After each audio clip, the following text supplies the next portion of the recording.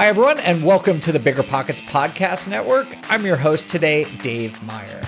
If you've been following along the last couple of weeks, both on the BiggerPockets podcast and our sister podcast, the On the Market podcast, we've been covering in depth the NAR, National Association of Realtors, antitrust lawsuit developments.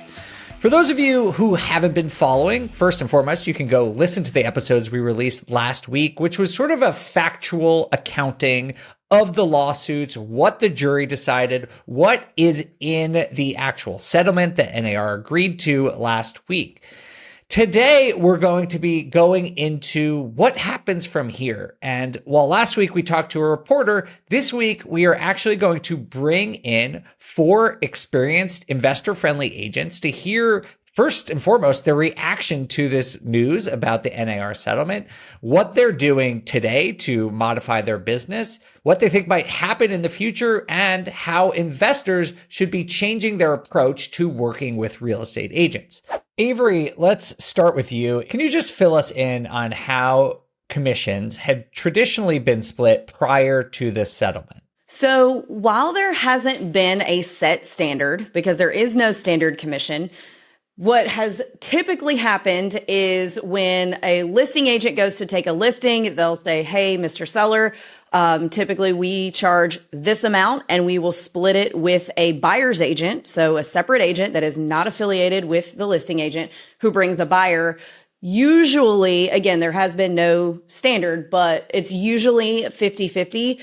A lot of times, I think that the general public is under the assumption that it's always 6%. It's not. It's always been negotiable. And I do think that there's a little bit of a misconception about what has been happening prior to this settlement. So up until now, it was required by the National Association of Realtors for a listing agent to offer some compensation, any compensation, to a buyer's agent. They couldn't offer $0, but they could offer $1. And I think that a lot of people aren't understanding that there have been agents offering $1 commissions or $500 commissions to buyer's agents for decades, but the public has not necessarily known that. So I think that's more what we're dealing with here is public perception than what's actually been going on out there in the real estate agent world up until now. Mike, let's turn it over to you. Is there anything that you're doing in your business proactively, Mike, to facilitate that change, or you're sort of just waiting to see what happens?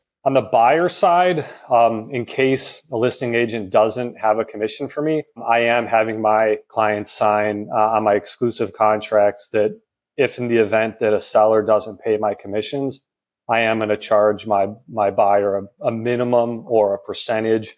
So yes, on my exclusive contracts, I am proactively putting that in the contract in case a listing agent doesn't want to pay me.